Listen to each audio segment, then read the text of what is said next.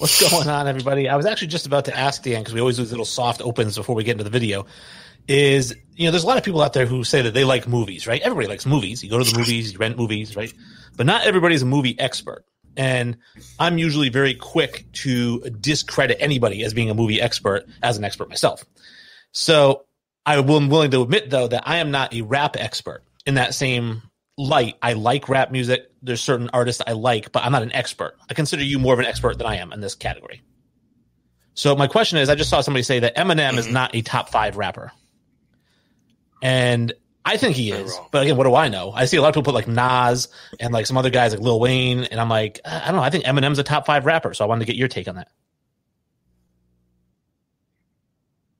I think he is. I mean, obviously it's completely, a little opinion based, like I don't have Nas on mine. I have guys like Big L, who, Nas was inspired by, Biggie, Tupac, Eminem, and then, then it's kind of a mix of other guys. You could take a lot of people from, like Common, I'm a big fan of, Nas, obviously, Mobb Deep. I know it's a group, but, people consider them as one. But I have Eminem on mine for sure.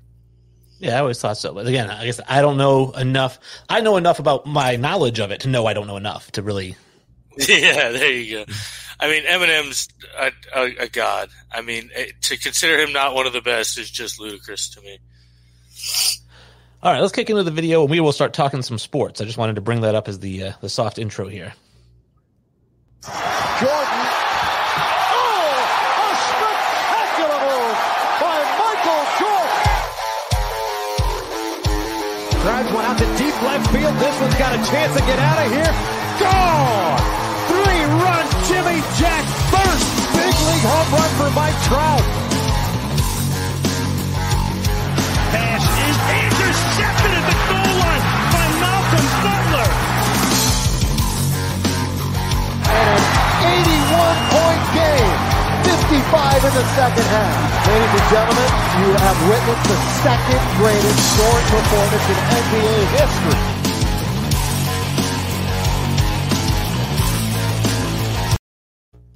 What's up, everybody? It is Wayne G. I am joined by Sully over here, my co-host. And just before we get into too much, obviously we had a little conversation beforehand. If you're just joining us, it was about the best rappers of all time. And Triple Shot Sports chimed in. Big L, Tupac, Eminem, Jay-Z, Nas, in that order. So. I like it. And then he's got Jay-Z and Nas over guys like Biggie, which again is going to be argued, but anytime you got Big L up there, I'm a big fan of your list because not many people know him. Well, I'm going to say this is that I personally don't have Biggie in my top 5 because I feel like Biggie and Tupac go together. So I feel like Tupac is absolutely a top 5 guy, and Biggie almost kind of rides the coattails into a lot of people's top 5, kind of like Magic and Bird. Magic was a far superior player than Bird, but they're always grouped together, and so they're always going to be like 7, 8 when people put them on a list, and it's not fair to one of them. So I feel like Biggie, to me, is a top 10 rapper of all time, and if he was today, he'd probably be one of the top 2, today. But in terms of all time, I don't know. I think he's more of a top 10 than a top 5 guy. See, I love him. I maybe that's unbiased there. I like a lot of his music. Anytime I can funk a whole album and not have to change a song or things like that, I'm a big fan. So. Right. Well, so thank you for joining us. Everybody check out the new digs. We got a little bit new background today. Hopefully everybody likes it. I know Sully said it's a little bit more colorful, so it's not as dreary and black as the other one. Obviously, I wanted to... It's bright, like the rays. Yeah, well, okay. Yeah, I see what you did there. We'll talk about that. So obviously, if you're watching us, it's on the Facebook Live. You're either watching us on the Infinity Sports page, RTF Sports page, All ACCS page, YouTube Live on both of those. And of course, we've got, if you missed any part of the show, you can check us out. Oh, I did this backwards again. But anyways, feel free to hit us up at Infinity Sports Podcast, at Infinity Sports Podcast on Instagram, Twitter, Sports Infinity 5, or infinitysportspodcast.com. where you can find our clothing line here, Infinity Sports, 12 is greater than 9, the Sully collection, gold jacket, green jacket, the great Happy Gilmore line. And of course, if you've missed any part of the show, here we are, iTunes, Spotify, Stitcher, or watch the video on YouTube. I highly encourage you to do that because there are so many visual cues like the ones I just brought up here. That is our new All ACCS logo there on the left-hand side. So hopefully you guys like that. And that kind of is our usual intro. Dan, I don't know if you have any, Sully, I always say Dan. So everyone knows who I'm talking about when I say Dan. Wanted to see. I think they get it by now. Anything to go over before we jump into everybody's favorite segment? I think we're ready to and rare and ready to go. You know what I mean? Let's hop to it. All right, so it is time for the news.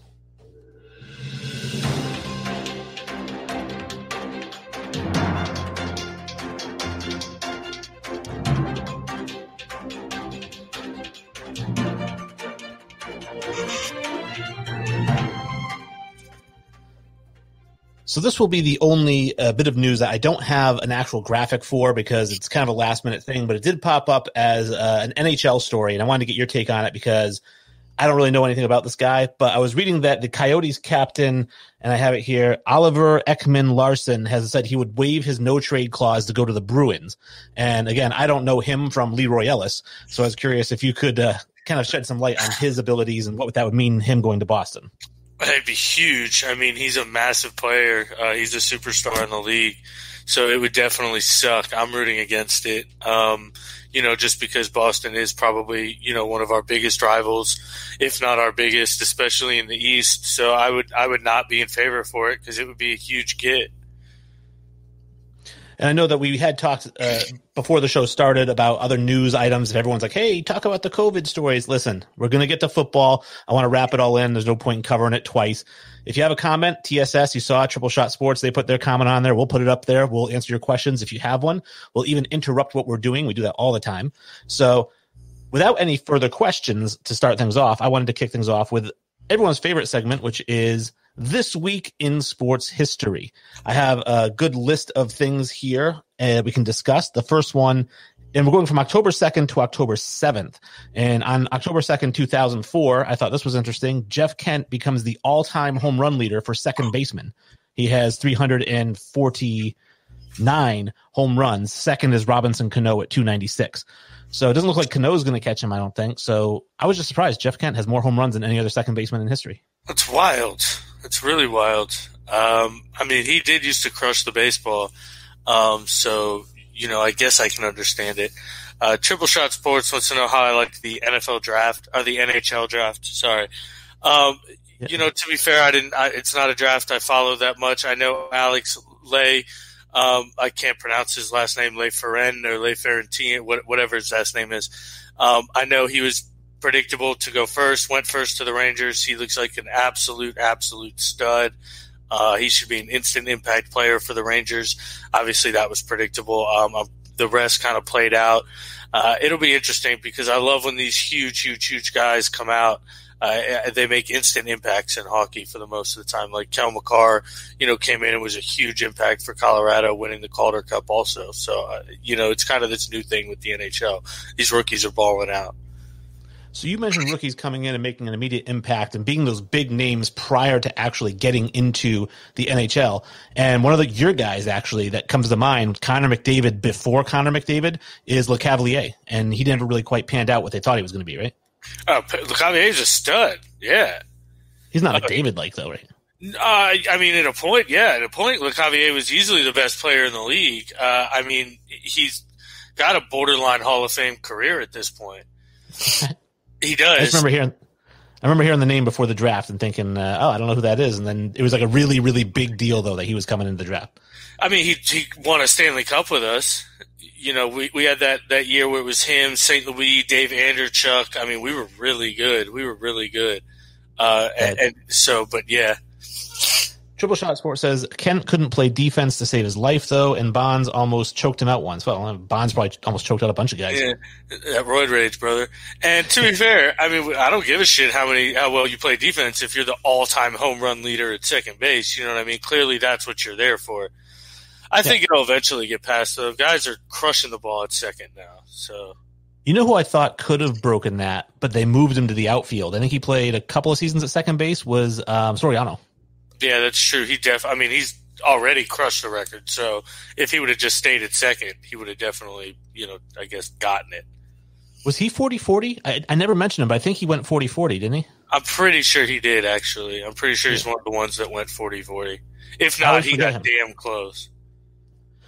October 3rd, 1920, American Pro Football Association, now known as the NFL, has their first game ever, and it was listen to these names, because these names are just ridiculously creative compared to today. The Dayton Triangles beat the Columbus Panhandles 14-0. I mean, I love them. I think we should. You know how dope a Dayton Triangles jersey would be?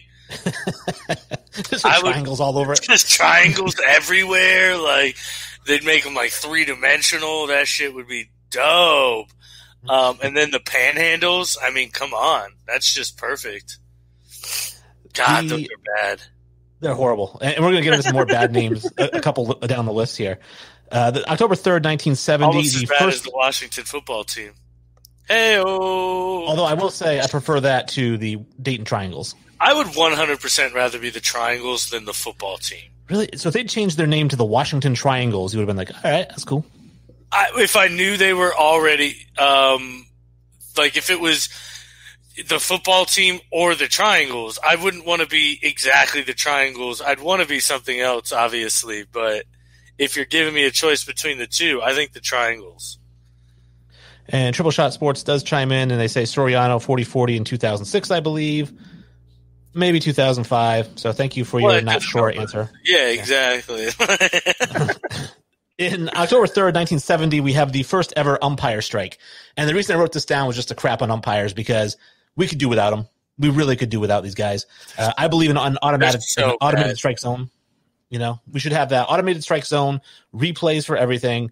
And then you could have college umpires, high school umpires. It doesn't matter, because if you get it wrong, we'll just go to replay.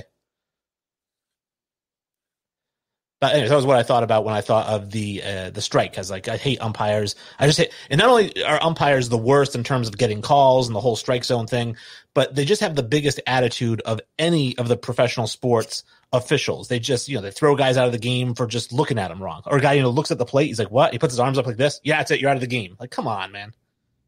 I completely agree. I'm a huge where I like umpires is like in the field kind of situations, like on base calls. I think balls and strikes at this point, I hate like the umpires and just how bad they are at their job. It's awful. It's just embarrassing. A fellow friends of mine have a page called the Sports Memery. If you guys ever want to check it out on Facebook, it's actually hilarious. They do like a bunch of satirical things, and they will do an umpire blown call of the day, and it's just like a blatant strike or blatant ball that the umpire missed, and it's hilarious. And it's at this point everybody thinks they're a joke. Well, Triple Shot Sports says the way the Giants season ended is the exact reason we need automated strike zones. Yeah, exactly. And then we have a comment here. William James, Rays in 4. I don't know if he realizes it's 1-1. Yeah, and it's a 7 game. So it'd be Rays in 5 at the earliest, but I like it. I'll take it. And then, Soriano was in 2006. He also went 39-41 in, like 99, I think it was, or 2000. So, wow, could have been the first guy to do it twice. Yeah. So this one's kind of a dual. It's two-parter. It's October 3rd, but we got October 3rd, 1995, October 3rd, 2008. On October 3rd, 1995, O.J. Simpson is acquitted of murder charges. On October 3rd, 2008, O.J. Simpson is convicted of kidnapping and armed robbery. So that's a fun back-to-back. That is pretty wild on the same day. Is it 5-game series in this one? I thought it was a 7-game at this point. Only the wild card round is a 5-game series, I thought. I don't know, to be honest. I don't really know. He's saying it's 5 in the LDS. I did not think that was the case. He would know more, obviously. 5 games LDS. With the baseball. All right, so that would take us to October 3rd, 2004. This one you'll like. Ichiro Suzuki finishes with a record 262 hits. That's a lot of hits. That's a whole lot of hits, man. That's a whole lot of hits. He was great. A lot of people say, it was a 3-game. A lot of people say that if he'd have played his whole career in the MLB, he'd have broken the record, and he very well might have. He had a shot. So, and we have Triple Shot Sports said WCW was 3-game series. I'm guessing wild card weekend or wild card. WCW though, I mean, they should have a best of WCW. Ultimate Warrior should not have been the champion. It should have been a best of 3. Oh, I love Ultimate Warrior. I love the Ultimate Warrior too, shaking the ropes and getting all pumped up. Now, true story. Exactly. My old roommate had seen him way back when in a live event when he was the Dingo Warrior. Oh, nice. The Dingo Warrior. That's right. And he became the Ultimate Warrior. I like the Ultimate Warrior much better. October 4th, 1895, we get the first ever U.S. Open is played at Newport Golf Course. And I love the U.S. Open. Usually they play it somewhere where 1, it's windy, 2, the fairways are narrow, 3, the rough is up to your knees, and 4, the greens are as hard as cement and as fast as linoleum. So I love watching U.S. Opens because it's my favorite thing in the world to watch the best players in the world shoot +6 to win. Yeah, I agree. We were talking about that, I believe the last time it was just on here, the last week or so, or a month or so ago. And I love when I see golfers hit +1 and +2. Makes me feel so better when I hit, my 140. Another true story. I love these true stories I get to come out with. Is my neighbor across the street from me down in Connecticut. We used to go golfing all the time. And during the 2000 U.S. Open, they played at Pebble Beach because it was like the 100th anniversary or something. And so they played at Pebble Beach, and he said, "Dude, because the scores are going to be like +3, +2." Because Pebble Beach is a beast of a course normally, but you put it in U.S. Open conditions, it's going to be nuts. And second place was +2, and that was Miguel Angel Cabrera was +2. Whereas the winner was Tiger Woods at -13. And so he basically lapped the field. He's 15 shots better in second place. God, he was so good in his prime. Still hoping he gets back. Going from Ichiro, who I know you like, to another guy who you like even more. I bring this guy up, I think, every episode as one of your favorite baseball players of all time. This is October 4th, 1925. Ty Cobb hits 300 for the 20th time in his career. Yeah, if I was playing against old white guys who couldn't throw the ball, I'd probably hit 300 too. So, but not everybody hit 300 back then. No, I know they didn't, but Ty Cobb's a racist piece of shit. So he was 20 good. years. Is awesome. Yeah, 300 for 20 years is amazing. He's very, very good at baseball. William James, Tiger is the GOAT. I agree. Oh. And I know a lot of people say Jack Nicklaus because he's got the majors record, but it is, I think, Tiger Woods, and I will fight people who disagree with that. Yeah, I mean, it's tough to say, obviously, peak versus peak because, it's kind of two different games, but, I mean, peak Tiger versus peak Jack or peak Arnie, and I think Tiger wins. So, well, it's a technology advantage, too. So it's like saying, well, peak Shaq versus peak Wilt Chamberlain, right? I mean, it's a much more even matchup. Jack Nicklaus did dominate his competition the same way Tiger dominated his competition. Yeah. But I think that Tiger would dominate Jack just because the technology. I mean, Tiger was hitting at 375 and Jack was hitting at 310. But at the time, 310 was huge. Yeah, I get that. But I mean, even if they were using the same clubs and things like that, I think Tiger would win is kind of what I'm saying. Even if all the variables were the same. Triple Shot Sports says, LMAO, Ty Cobb was a racist piece of shit, but he was very good on the field. Yeah, that's what we just said. That's what he's saying. He's like laughing at the quote that I said. Okay. All right. So what else do we have here? This one's a favorite of mine. October 4th, 2018. Tom Brady becomes the third quarterback with 500 career touchdowns. Who did he throw that 500th touchdown to?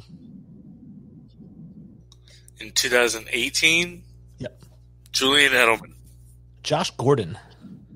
Oh. So nice. One of my all-time favorites. Josh Gordon? Love Josh Gordon. I love Josh Gordon. I kind of feel like the NFL cheated him out of a career because he was just phenomenal. Yeah. I mean, they did, especially now that weed's legal. So. Yeah, I really expected him to be a lot better, and he just got robbed. Anyways, October 5th, 1932, Under new ownership, the Detroit Falcons changed their name to the Red Wings, and the wing logo is introduced. So I was like, wow, Detroit Falcons. Wouldn't that be different today? Wow, that'd be wild. I love the logo. I mean, I feel like they took it from the boot, though. I don't know if they took it from the boot or the boot took it from them or what, but... Yeah, Triple Shot says, thanks, Sully. Wayne, you suck. All right. Well, everybody knows that. I'm everybody's favorite. Yeah. All right. October 5th, 1994, the NBA shortens the three-point line from 23-6 to 22 even. So they brought it in a foot and a half.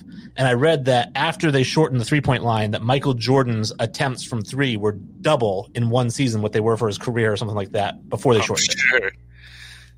Is that what it is now? 22 even, yeah. Wow. They need to move that shit back. Yeah, especially with Steph Curry jacking them from half court. Are you in favor of a 4-point line? No. Oh, I want a 4-point line so bad. I'm progressive-minded in many sports. The 4-point, let's not make a 4-point and a 5-point and a 10-point and a 22-point. I mean, let's just kind of have the 3-point line is perfect. I'll tell you what, I'm open to the idea of giving more points. I'll even say 5, a 5-pointer, but it has to be behind half court before you cross. So that way you can't cross and take your time and launch one. You actually have to shoot it from before the 8 seconds runs up to cross half court. Yeah, I mean, that's just a heave at that point. With these guys being able to like run set plays and make shots out there, I think at that point you got to reward them for it. Yeah, well, you can shoot a half quarter and get rewarded for it. Heave it. October 6th, 1882 is the first ever World Series game. I talked about great team names. This was between the Cincinnati Red Stockings and the Chicago White Stockings. Nice. Henceforth becoming the Cincinnati Reds and the Chicago White Sox. Yeah. I wonder if there are any blue stockings, brown stockings. You know, you never know. Green stockings. I wonder when they ditch those names. What do we have from Triple Shot Sports? Oh, so you don't want to change your favorite sport with silly new rules. No, of course not, because you know basketball is a real sport and baseball is for ladies.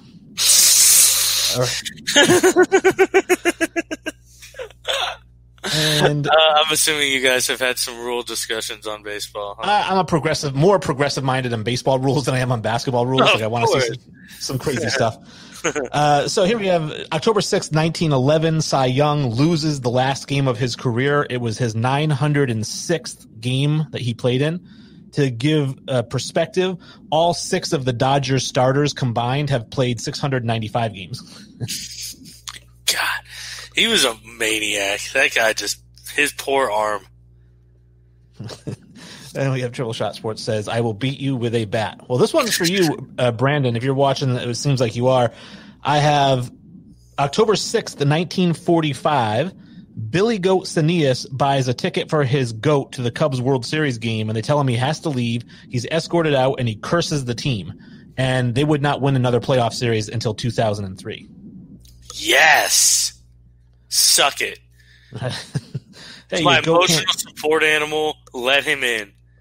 My goat can't come in? Well, that's it. No more playoff wins for you guys. That's awesome. Another Chicago news area thing, we have October 6th, 1993. Michael Jordan retires for the first of 3 times. And I remember a huge story. Cover of Sports Illustrated was actually him at the press conference, and just one word on the cover, why? ? Yeah, I mean, that was such a huge deal. I mean, it was, kind of, random. He was at his peak. They were in the middle of a three-peat. So I completely understand. I mean, it's wild, though. And I saw somebody made a great comment, because I see a lot of the groups I'm in, I see a lot of LeBron James versus Michael Jordan comments, who's the GOAT, and I hate both sides who are extremists, like anything extreme. But the one I see for Michael Jordan, which I thought was fantastic, they said Michael Jordan retired, he had 3 NBA championships. They built a statue to him in front of the stadium that said the greatest basketball player that ever lived. Then he won 3 more championships. So don't give me the whole 6-0, because when he was 3-0, he was the best ever. Yeah. I mean, I don't disagree there. It's more his dominance. We talk about Wilt's dominance and things like that. I think LeBron is obviously in that conversation. What he's doing, going to all these finals in a row and leading separate teams and different rosters, and I think is kind of just as impressive, to be fair. I have LeBron James as my 3rd greatest player of all time, behind Jordan and Wilt. I think that's fair. Yeah. I have him at 2 behind Jordan, and then Wilt at 3. But yeah, I mean, I think he's up there. I just will never put him ahead of Jordan for me. I'll never say never. It's kind of the end of his career at this point, but I will say the loss to Dallas in his prime, just God. Yeah, I mean, I'm saying if he has a Tom Brady sort of thing where he plays until 45 and he wins 4 more championships, I mean, I don't know. I mean, I think he's playing at least another 2 to 3 years. He's playing on a team with his son. That's his goal. That's the ultimate goal, I think. Yeah. This one, John Vincent, JV from our Facebook All Sports group, posted this morning, and I was like, oh, I had this written down for my This Day in Sports, which is October 7th, 1916. The Georgia Tech Yellow Jackets, coached by John Heisman, beat Cumberland 222-0. And I don't even know what to say about that. Like, if you're the other team, how bad? 222-0? That's what, 30 touchdowns you allowed? Did you see the rushing stats? I saw you had almost 1,000 yards rushing versus negative 15 yards. It was negative. I think it was negative 32 to 976 was the. I mean, that's insane. They just ran the ball forever. I mean, God, at a certain point, like, it must have been even the fourth stringers, like even the kicker was taking it 70 yards to the house. Well, I know they said 15 turnovers by Cumberland. Yeah, I mean, that's insane. Which somebody was saying, how do you fumble the ball 9 times? Because I think they had 6 interceptions. And they're like, how do you fumble the ball 9 times? I'm like, well, I know how to hold a football because the coaches teach you that when you're playing running back, how to hold it so they can't punch it out. But I bet LeVar Arrington could hit me and make me fumble. And based on everything from this game, it seemed like it was that kind of a mismatch between the two teams. Yeah, it's definitely a Division I college team, against high school team. Was essentially what was happening. All walk-ons. Yeah, half of them were female. No, I shouldn't be saying things like that because that'll come back. God, we love October 7th. They are equally represented in the sports industry. Triple Shot Sports says 0 pass attempts and 39 rushing touchdowns. Tackle somebody. Georgia Tech's been running the option since 1820. So. Well, I see 39 rushing touchdowns. I'm like, just tackle somebody. And it reminds me of the Eagles and Patriots Super Bowl where all the Patriots had to do was tackle somebody. That's all they had to do, and they would have won that game. But nobody on the team could tackle. Meanwhile, one of their best tacklers in the secondary, Malcolm Butler, was standing on the sideline. Don't piss off Bill. Oh, I guess not. Or whatever. He said he was sick. But and nobody, this is the thing that blows my mind, nobody to date has come out with a different story. Even he hasn't said anything. He's with a different team now. He won't say anything. Yeah. Bill must scare the crap out of people. Serious. October 7th, 1984, Walter Payton passes Jim Brown as the NFL's all-time leading rusher. I'm sure Brandon will agree with me that Walter Payton, right behind Emmitt Smith. I mean, they're right there, and Emmitt's, just one step ahead of him in terms of ability. So I think Brandon said that to me before. He said, Emmitt Smith, I wish that he had been the running back for the Bears back in the 80s instead of Walter Payton. And I understand why he feels that way. He also says that maybe only one person showed up for Cumberland, and it was 11-on-1, both sides of the ball. Maybe. And I don't know. I disagree with you. I think I'd rather have Sweetness. No, I'm saying Brandon said that, not me. I know, and I'm saying I disagree. I'd rather have Sweetness. Obviously, he never said those words. He says, "I will kill you." So. Yeah, I don't think the blasphemy like that would come out of his mouth. I love Emmitt. We've talked about this last week. I just don't think I'd have him in my top 5. The last one I have here, October 7th, 1986. Steve Yzerman is named the captain of the Red Wings. He would be the captain for 1,300 games. And I used to love Stevie Yzerman. Loved him. Me too. He turned the Lightning franchise around, too, when he was our GM. So I love it better than most. I hated him when he was playing because, he was so damn good and we could never win. But, I loved him once he retired. He's such a good hockey player. Such a good hockey player. Brandon says Gale Sayers was better than Sweetness. Well, maybe. We talked about this a couple episodes ago. He may have been one of the more talented running backs. He just, unfortunately, availability is the best ability. So, So that kind of wraps up this day in history. We're getting into actually sports scores now, talking about some things. We're going to start off with the NBA Finals, which means that I have to actually change some graphics here. So if you're listening, you don't even know what's going on. Ooh. But I do have multiple graphics for different things. The NBA Finals is going on. The Los Angeles Lakers do win. They go up 3-1. We all see this happening. 4-1. They're going to wrap it up next game. It's going to be done. And LeBron James, 28, 12, and 8. Anthony Davis has a better game than he had the game before. What I really wanted to talk about with this is we should have a segment called Why People Hate LeBron James. And we could just point out different reasons why people hate him. Because I respect him as a basketball player. I think he's one of the all-time greats. Like I said, I have him third overall. But he is such a douchebag. He really is. And every time he talks or tweets or says something, I get so angry at him. And that's why people don't like him. So the first one I have is a story came out after they won that LeBron James had tweeted the entire Lakers team before the game, 2 words, must win. I'm like, okay. So if I'm one of the Lakers players, I'm looking at that and going, all right, yeah, we get it. Like, they're all must win games, shithead.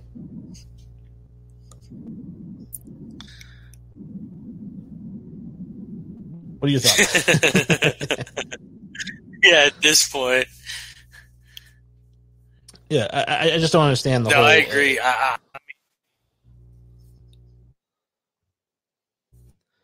You're killing me over there, Skippy, with the like every 2 seconds here. We'll wait for Dan to come back, and I do want to get his take because I know that as he's a Lakers fan, as am I, and we both want to see the Lakers win. But for me, like I said, it's what? You're frozen on my end. I'm nice and crystal clear on my end. I don't know. Can you hear me okay? Huh. Yeah, I'm crystal clear on my end. Yeah, all right, I think we're good now. Because your picture's still frozen. I can hear your voice. All right, that was weird. All right, so let's talk about LeBron James and the whole must-win. But my picture's frozen. Well, I can see you now, though. You're fine. Oh, okay. Well, I mean, I agree. I think a lot of what he does is, ridiculous and kind of just like, it's all for show, I feel like. It's all a facade. It's all like something he's doing for the cameras and things like that.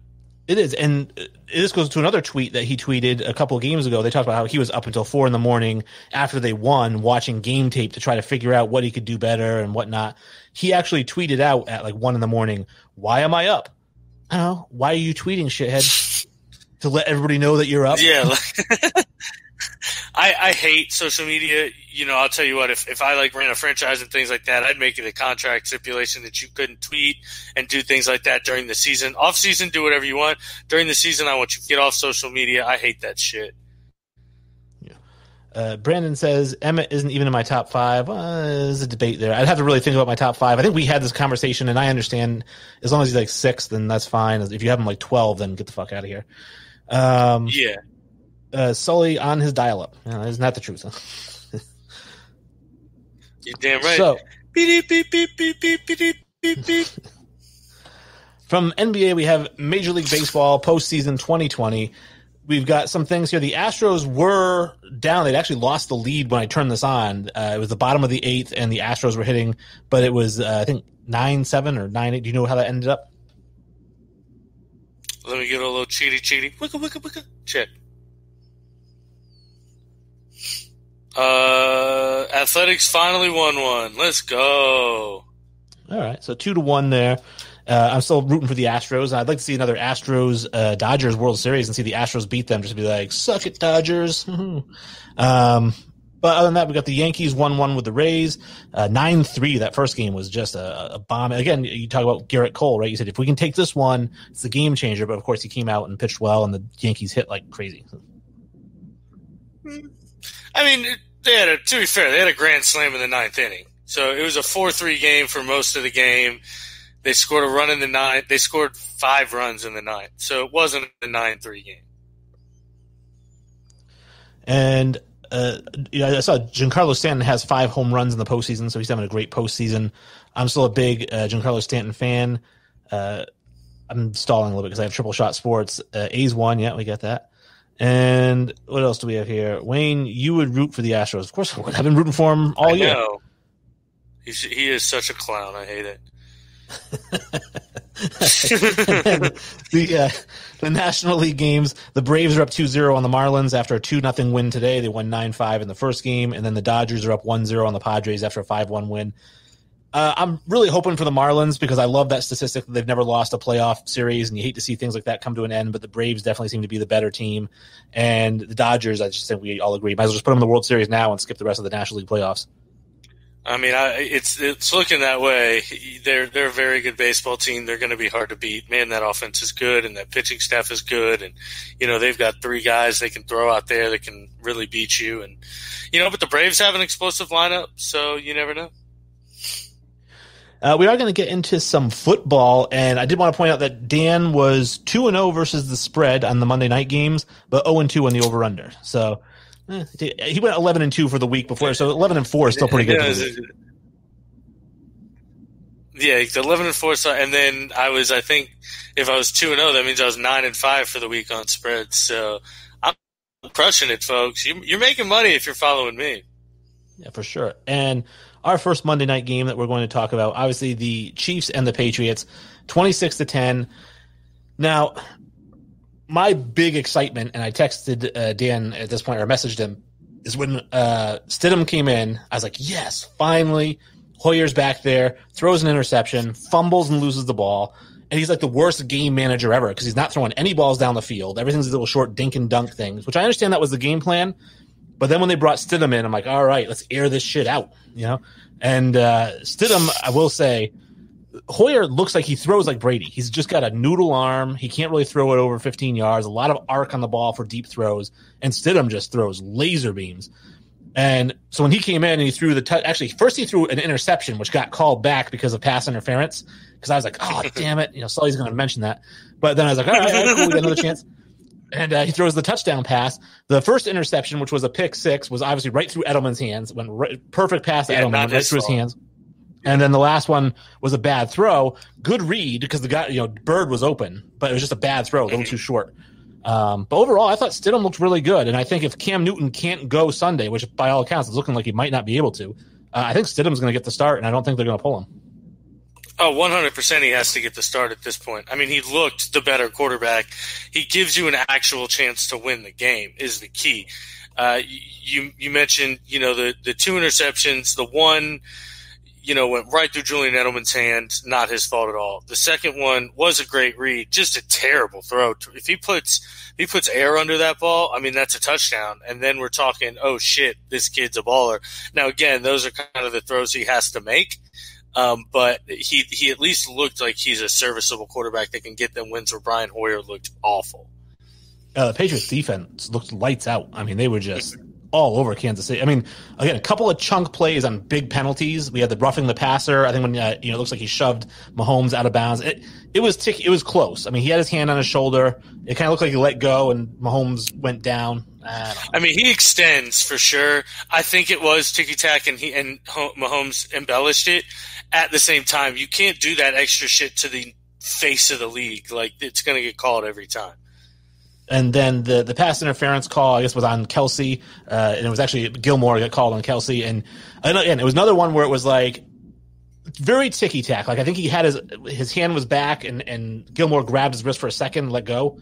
It was very, very short time, but I guess, whatever. You can't do it. So. And then the whole fumble call and things like that I think really turned momentum. I think that was a big one for you guys as well. So, there were a couple calls that if they go the other way, the game may change.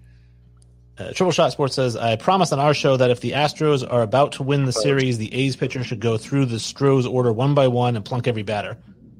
I would agree. That'd be interesting. There'd be a lot of suspensions to start the season next year. Oh, yeah. I just got warned by Facebook for threatening Wayne. Oh, wow, really? Well, that's because I reported you. Facebook's the worst. Yeah. All right, so that's the first game we have was the Monday night game, the Chiefs and the Patriots. I was watching that one. The other one was the Packers and the Falcons, which I wasn't watching because it was basically on at the same time. It started an hour later. But 30-16 Packers, this thing kind of played out the way we thought. Aaron Rodgers, 27 of 33, only missed 6 passes, 327, 4 touchdowns, no picks. And we talk about LeBron James saying things in tweets and whatnot.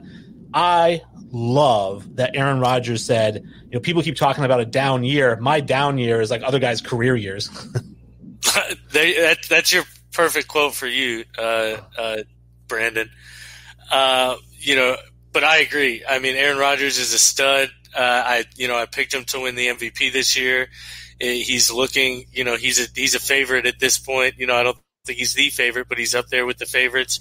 He just looks incredible. He has a great grasp on that offense. They have a legit defense. They're our biggest threat in the NFC. Well, what I love about it is, remember after the draft, everybody's like, they didn't draft any weapons for Aaron Rodgers. He's got no weapons. And then Devontae Adams gets hurt, and some guy named, I can't remember his name from last week, Ezekiel or whatever. The guy has 11 catches or something like that. This week, we've got Robert Tonyan, 6 receptions, 98 yards, 3 touchdowns. It doesn't matter who you put out there. You put anybody out there, he's going to throw 3 touchdowns to him. And that's the difference between a quarterback who deserves money and one who doesn't. A quarterback should elevate the play of the players around him, in my opinion. And Aaron Rodgers does that to a T. You put serviceable guys around him, he's going to get them open. He'll throw them open. They'll scheme them open. Matt LaFleur does a great job at doing that. It's a joint, effort. But, man, Aaron Rodgers is very, very, very, very, very good at football. He's a bad man. That's the one thing Stephen A. ever got right in his career. All right, well, get my pen out. Are you ready to make some picks? I was born ready, man. All right, let's get. So I've actually got a little bit of a new strategy this week for making my picks, which is I have what I call a Vegas score predictor, which is where I take the over-under and I figure out the spread and I figure out what they think the score is going to be based on those 2 pieces of information, and then I'd make my pick based on whether or not I think that score is accurate. So we're going to start things off with the Bucs and the Bears tomorrow night. It's 44.5 is the spread, 5.5 to the Bears, which means the Vegas predictor says 25-20 Bucs.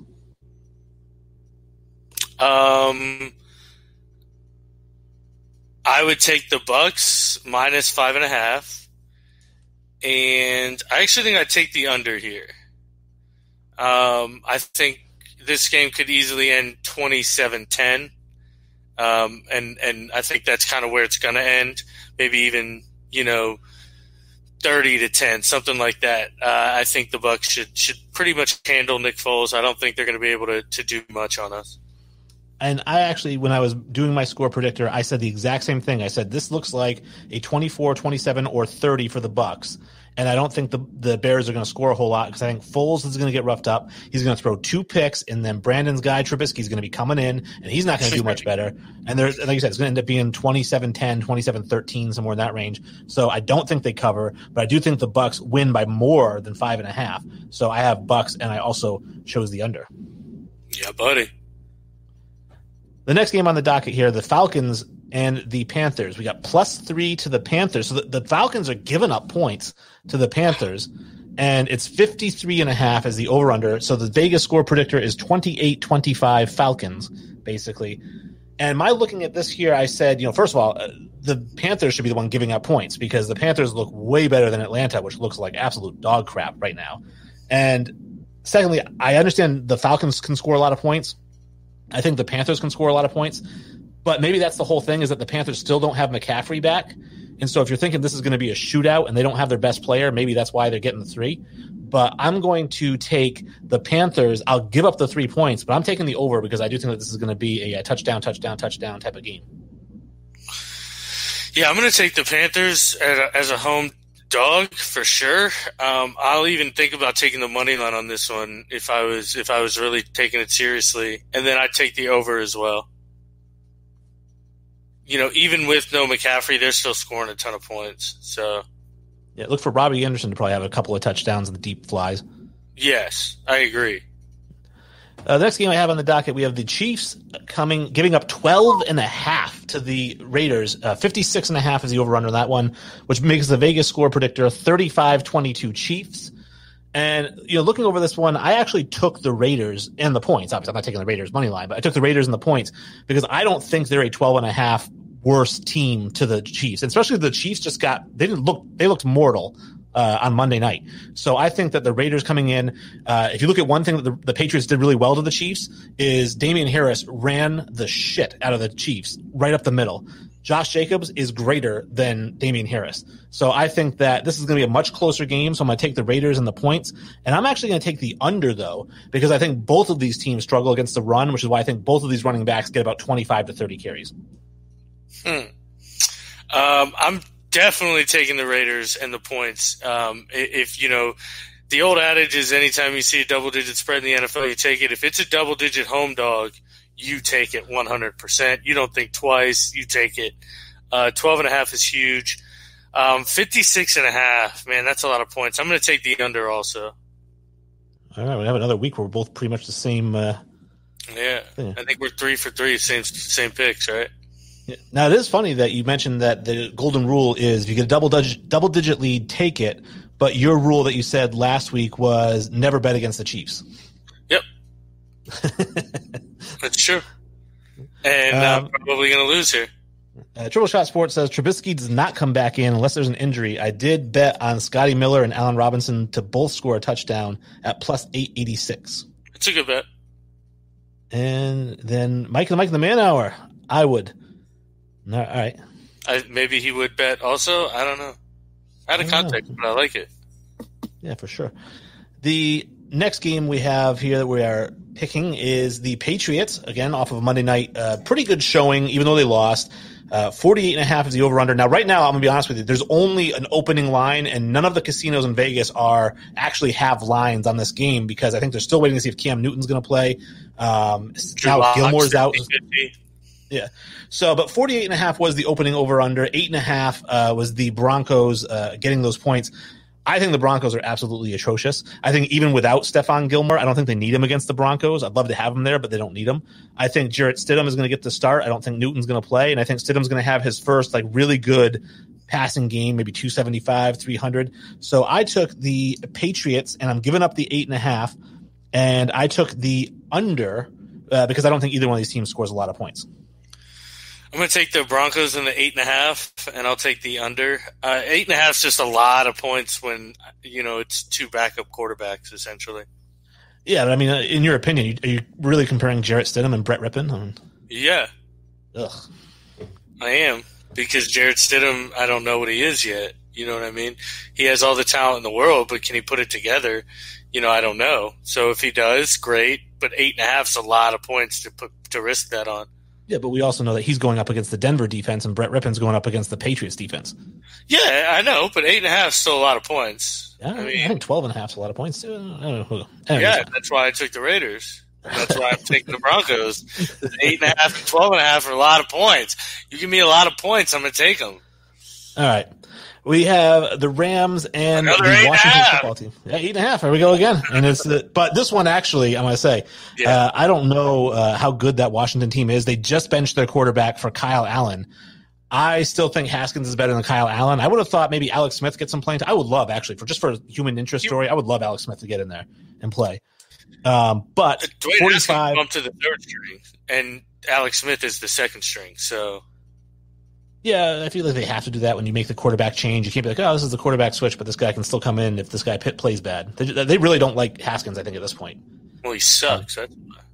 But I actually, using your golden rule here, I did take Washington because I thought 8.5 was. I know I came into this game saying that Washington's not that good, and they do have the backup quarterback.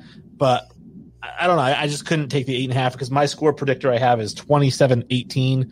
I just don't think it's going to be that big of a gap. So I took the Redskins. I'll take the 8.5 points, but I'm taking the over because, again, 27-18. I'm thinking more like 35-23 or something. I have the Rams. I'll give up the 8.5. Aaron Donald's just way too good, and the offensive line for Washington sucks. So I think he's going to have another field day like he always does.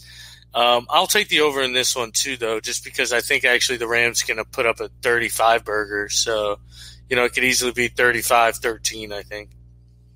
All right. And then we go to our next game, which is the Houston Texans and the Jacksonville Jaguars. The Jaguars are getting 6.5, even though that Texans team at 0-4 just firing their head coach. They look really bad. The 6.5 points to Jacksonville. I mean, looking over this one here, I think I did take the Texans and I would give up the points because I really do think Jacksonville is really bad. The Texans have talent on both sides of the ball, and they've just been poorly coached. And I don't think Romeo Crennel is the long-term answer, but I do think that the Texans are good enough to beat the Jacksonville Jaguars by more than 6.5. And I did take the over because my score prediction here was 30-24, and I think both of these quarterbacks are going to throw for like 350 yards against their respective teams. So I think that I took the Texans in the over. I'm going to take the Texans in the under. I mean, I agree. Romeo Crennel is a serviceable coach. He's been a head coach before, so he's not going to be, a deer caught in headlights in this situation. I think he's going to know how to manage his football team. I think he's going to be able to coach them to a win. They're going to be motivated to win, too, to prove that Bill O'Brien was the problem, I think. So I like the Texans in this game, but I like the under. All right. The Buffalo Bills giving up 13 to the Tennessee Titans, and the over-under on that one is 49. Now, this one blew my mind because I think the Titans are actually a solid team, and they've been playing okay, I thought, with Tannehill. Although they've got all the COVID stuff, right? So that game may not even happen. But if they do play, they're missing like 9 guys. How many players are out?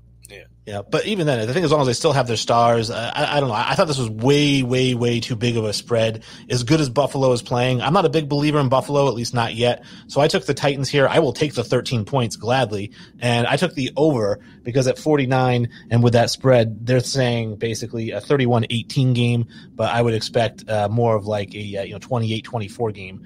So I'm taking the Titans, the points, and the over. I mean, I kind of have to as well. Anytime there's a double-digit home dog, you take them. I love the Bills, but, man, 13 of the Titans is a lot. I'm going to have to look and see who's actually all out for the Titans, but, that's a lot, man. What about the over-under in that one? I'm thinking, you know what? Bills Mafia, baby. We're going Bills minus 13, Ooh. And we're going to take the over also. All right. I love that Josh one. Allen. How about the Arizona Cardinals, 46.5 over-under? They're giving up 7 points to the Jets. The Jets are really bad, and the Cardinals have burned me 2 weeks in a row, and yet I'm still taking the Cardinals and giving up 7 against that Jets team, which is atrocious. The predictor score, 27-20. I think it's going to be more like 35-7. So I took the under. So I took the Cardinals and the under. I'm going to do the same thing. Joe Flacco's coming in and going to get the start. I don't expect him to put up too many points. So, but then again, I don't expect the Cardinals to either. Like you said, maybe a 30-7 game looks about nice to me. The Battle of Pennsylvania here. We got the Steelers and the Eagles. The Steelers are giving up 7 to the Eagles. The over-under is 44.5. That gives me a score predictor here of 26-19 Steelers. I took this game and I said, you know what? I am going to take the Steelers because Wentz has looked just absolutely horrible, and he's going to get roughed up by this defense who gets after every quarterback, and so it's going to be more bad news for him. So I think they end up winning by a lot more. However, I also took the over, I guess. So I think that it's going to be a higher scoring game, and I guess I'm just going with Steelers in the over. I don't really have a reason. I just wrote it down last night, so that's what I'm going with. I'm going Steelers in the over also. I love this Steelers offense. I think Ben Roethlisberger's, the real deal. You know what I mean? And this team looked great, last year without him. So you put him in there. Deontay Johnson's a stud. Juju Smith is a stud. James Conner can run the football, and they can play defense. So I don't mind giving up the 7, and I'll take the over as well. We're talking about big spreads. Cincinnati getting 13.5 from Baltimore. And the over-under on this one is 51. So the score predictor puts that one at 33-18. And I don't think so. I love Baltimore. I love Baltimore's defense. I love their offense. But I also think Joe Burrow has been looking really good the last few weeks. He's getting better every week. And I think that Joe Burrow is going to make this a closer game than 13.5. So I do have the Bengals in that one, but I'm also taking the over because I'm expecting more of like a 38-28 kind of game. All right, you ready for my shocker of the week? Take the Bengals in the money line, folks. Whoa. I think the Bengals win this game outright. I really do. I think that the nobody blitzes more than the Ravens, and nobody blitzes at the clip that the Ravens clip. They blitz a lot, and Joe Burrow will torch the blitz. I think he's really good at beating the blitz. Now it's just a matter if he can figure it out pre-snap. I'm going on the limb that he can, and I have the ability to take the points here.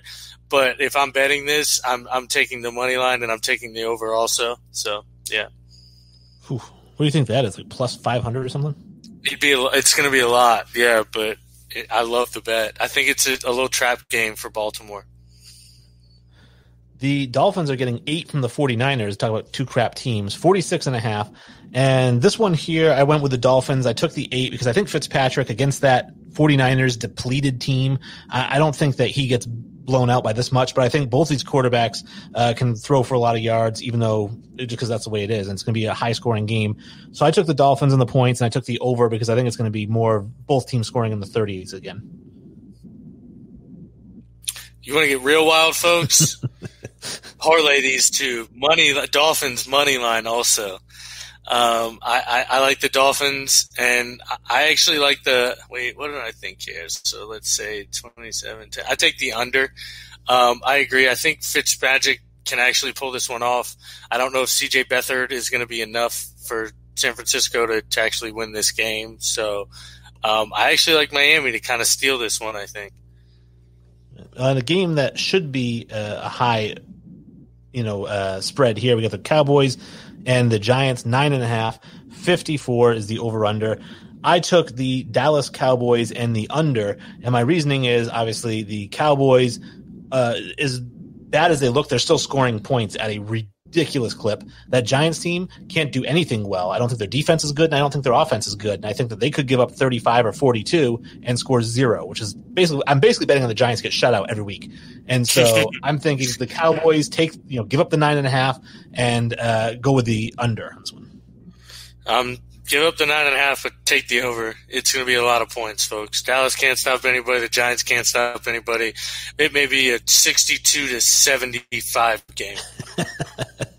Dak Prescott with 9 touchdowns.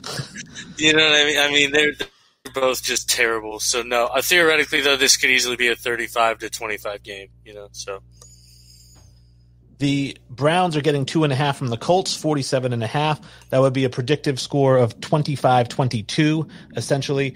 And that's the kind of game that you say these Colts are going to win every single week. They're going to play these 17-14 games, 21-18. It's going to be these close defensive type battles. And Cleveland obviously down now, the MCL with Chubb. And I don't know if Hunt is going to be back in the lineup. If he is, that's fine. But I think that Cleveland has more weapons. I do think that Phillip Rivers is showing his age.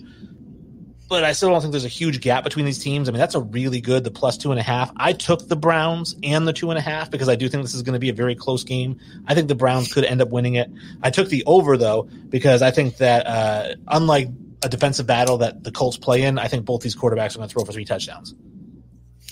I got the Colts and the under, so this is one we'll both be, different on. I'm riding the Colts. Like I said, a lot of these games, these are the kind of games I think they're going to win. I think they're going to stifle, Baker Mayfield, and I think they come out with an ugly 27-14 win. And then the last game we have, because we don't do the Monday night game until Monday, but the last one we have here is the Seahawks and the Vikings. The Vikings are getting 7. The over-under is 58, which means a predictive score of 33-25. I think that sounds about right on both sides of things. I will take the Seahawks, and I will give up the points because that Seahawks offense is just insanity. And I took the under because I just don't think Minnesota is going to score a ton of points. I do think that Russell Wilson might throw for 4 touchdowns, but I think Kirk Cousins might throw 3 interceptions, and you could be looking at a 42-14 kind of game here. That would be – oh, no, I guess that's only 56. Yeah. It very well could be. I still think they get into the 20s. Justin Jefferson's just kind of found his stride. So is Adam Thielen. I'm going to take the Seahawks in the over on this one. I just think their offense is too good, obviously, but their defense is terrible. So I think they give up points as well. Is Justin Jefferson hurt? Because I was doing DraftKings and he wasn't available. He should be, unless he just got COVID. Oh, I don't know. Maybe I was just doing DraftKings and I wanted to pick him as one of my receivers. I'm like, where the hell is he? And he wasn't. I typed in Jefferson, nothing came up for him. Anyways, those are all the teams. I don't think he's listed as injured. So.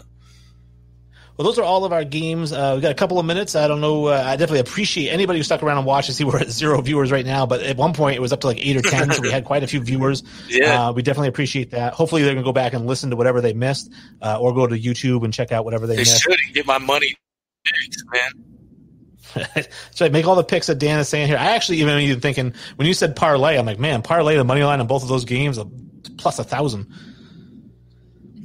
Honestly, not just that too, because the Browns game is a sneaky good kind of like underdog play. If you parlay those 3 underdogs, that ticket would be massive. Just throw like a $5 parlay on that, you could probably win $500 easy. Now, hey mom, I love you. She's here. Hey, oh, we got the I didn't have the comments pulled up here, so I'll bring it up, and there we are. Yeah, Deb Sullivan, I'm here.